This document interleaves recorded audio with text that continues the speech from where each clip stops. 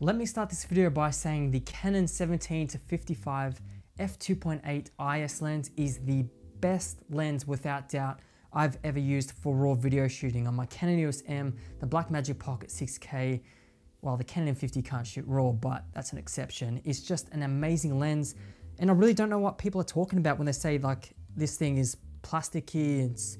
I mean, this thing is built like a tank. That was meant to happen, by the way. This, with the plastic piece on, is an EFS mount Canon lens. So it's made for aps-c cameras. And when you want to mount it onto Speedboosters, you know, with adapters with glass that give you a wider field of view, more light into your sensor, this plastic piece sort of protrudes and hits the glass. So what I did was just zoom the lens out and I popped it out just like that. Don't worry, it's not broken. You can always pop it back in. Give me a sec. There you go, back to normal. Then you just zoom the lens out, pop it back out. Now, why would you want to do this? Well, like I said, adapting to Speedboosters just changes the game for everything, really. You get a wider field of view, so you get wider than 17mm, and then you get faster aperture, so you get more light into the sensor. So instead of f2.8, this lens with the EOS M or the Canon M50 now becomes an f2. So man, you're gonna get great depth of field, you're gonna get nice bokeh. The photos that I took with this lens absolutely blew me away. I mostly shot at f2, and you can see that nice blurry background. It just really makes the subject pop. The beautiful Canon colors are there, the rendition overall. The 17-55 was just an absolute joy to use. I mostly zoomed into the subject because I like to get that nice compression, and overall what you can see from the Canon 17-55 is really nice images from this lens. Now let me remind you that these shots were taken with the original Canon EOS M from 2012. Some of them were taken with this original adapter that has no glass in between, and the others with the speed booster were used with a teleconverter, a 1.4 times Kenko teleconverter. Now last week I took the Canon EOS M out on a field trip. I took the normal basic adapter just for photography and the speed booster with the 17-55 for video work.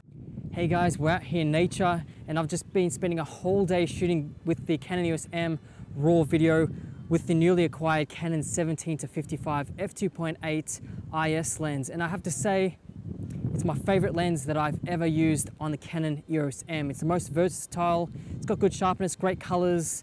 Stabilization is probably the best I've ever used on a Canon lens. So man, just absolutely speechless right now. Got the whole rig set up, I've got a port keys monitor.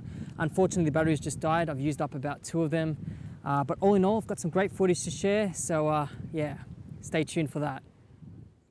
Now for a majority of the trip, I shot with 5K FRTP, and that has around a 2 times crop factor. So with the speed booster and the 2 times crop factor, you're still getting a nice wide field of view. And the 17-55 is just such a great focal length for music videos, for documentary, getting out there in nature, capturing wildlife. Overall, it's just such a great focal length, and I can highly recommend this lens to you. If you're looking for something a bit cheaper, then maybe the Sigma 17-50 f2.8 or the Tamron version, the 17-50 VC, which is vibration, I think, compensation or vibration control. Those 2 lenses are great as well, but unfortunately you won't get the good autofocus that you get with Canon cameras. Now this is the Canon EOS M, so you're not going to expect amazing autofocus anyway, so then those lenses will come at a good price. Something like the Canon M50 in 1080, then the Canon will have a better focusing system, as well as the R6 in aps-c mode or any other modern Canon camera. Now looking at the specs of this lens, the minimum focus distance is 35 centimeters, and I found that I can get nice and close to my subject, zoom out and just acquire a nice shallow depth of field with that stabilization going, and the footage just came out really, really nice. The lens has 7 blades and the bokeh is quite good. I also tested some flaring, I panned against the sunlight, and in general it's quite good for a zoom lens, nothing spectacular. It does hold well, it keeps its contrast pretty good. It has 19 elements in 10 groups, and the out of focus area looks nice and smooth. You do get some busy bokeh here and there, but all in all for a zoom lens, it performs really nicely. Now one thing you want to keep in mind is that this lens weighs in at 645 grams. And to be honest, it doesn't feel that heavy at all. It's mainly plasticky.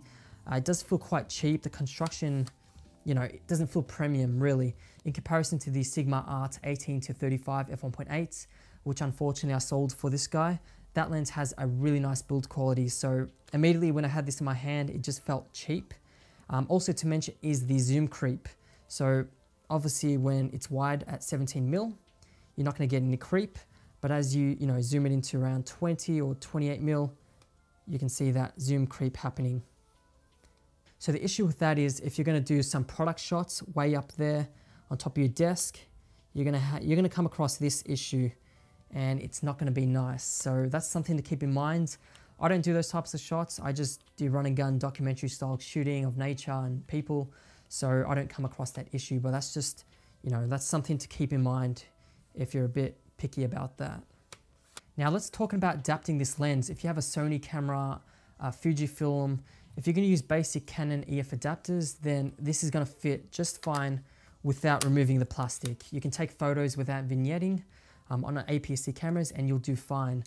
However, if you are going to shoot with speed boosters for your camera system, then the back of this is going to hit the glass and it's just not going to focus, it's not going to connect, and you'll just come across issues. So zooming it out to 55mm, pulling out the plastic like that, and then mounting the lens onto the speed booster is going to be absolutely fine.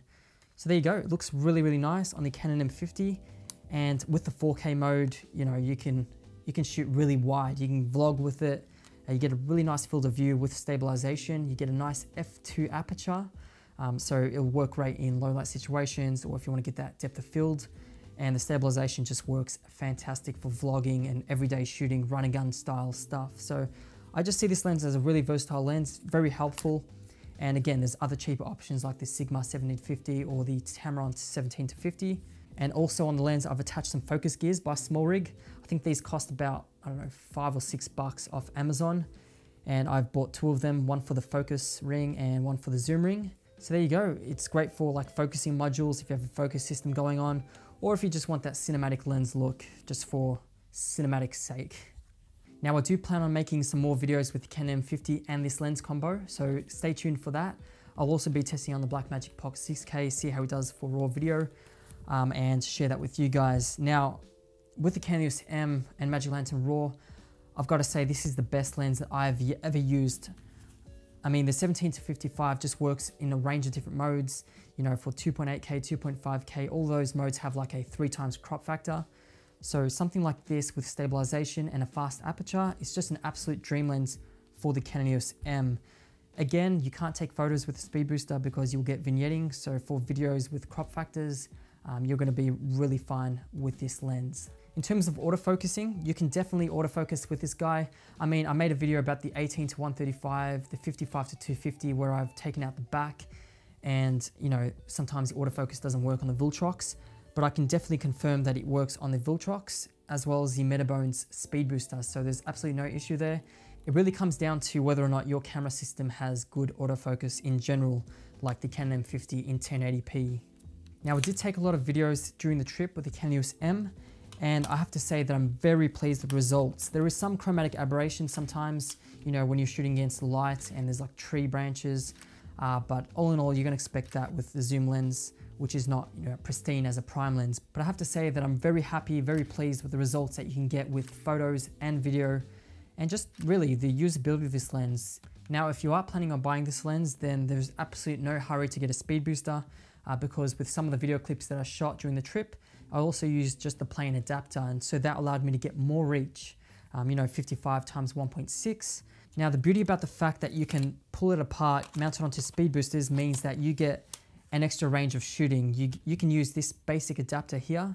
You can get 55mm times 1.6 or 17mm times 1.6 with a basic adapter and the aps-c crop, or you can just mount a speed booster, use the crop modes in camera, and get extra focal length. So it's like 2-in-1 really, and that's what makes this lens a perfect lens in my opinion for documentary, filmmaking, music videos. Now, we'll be using the Canon 17-55 more often with the EOS M. I've got a new rig coming up, and I'll be shooting with the Blackmagic, the Canon M50 with the 17-55 lens. It's an amazing lens.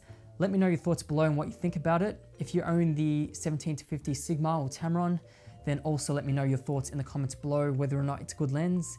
and you know, share any videos that you've taken with those lenses. I would love to check them out. But for now, it's time to go. If you enjoyed the video, give it a thumbs up, subscribe if you haven't already, and I'll see you in the next video. Bye for now.